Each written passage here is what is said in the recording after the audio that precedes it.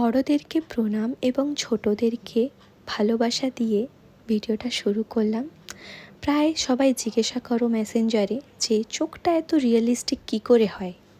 মায়ের চোখ আঁকার সময় রীতিমতো আমি মায়ের আরাধনা করেই চোখ আঁকতে বসি এবং ঘর থেকে সবাইকে বের করে দিই, আমার রুম থেকে বেসিক্যালি, এবং একদম কনসেন্ট্রেট করেই চোখটা আঁকতে বসি। রীতিমতোভাবে আমার ফোনটা সুইচ অফ থাকা কারণে আমি চোখের ভিডিওটা নিতে পারি না, এবং হয়তো তোমাদেরকে কবেও দিতে পারবো না চোখের ভিডিওটা, কেননা চোখ আঁকার সময় আমি ফোন সুইচ অফ এবং একদম সাইলেন্ট বসে মায়ের আরাধনা করেই চোখটা আঁকতে বসি।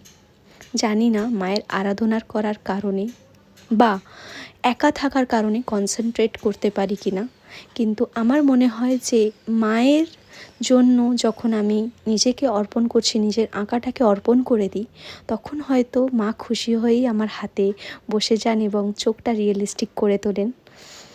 আর আমি মানি যে আমি ঠাকুর বিশ্বাসী এবং ঠাকুরকে বিশ্বাস করেই চোখটা আঁকতে বসি।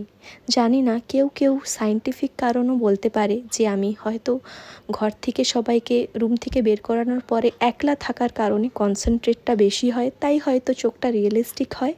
কিন্তু আমার মান্যতা যে আমি মায়ের আরাধনা করে মাকে ডেকে তারপরে বসি, তাই জন্যই হয়তো হয়। Thanks for watching.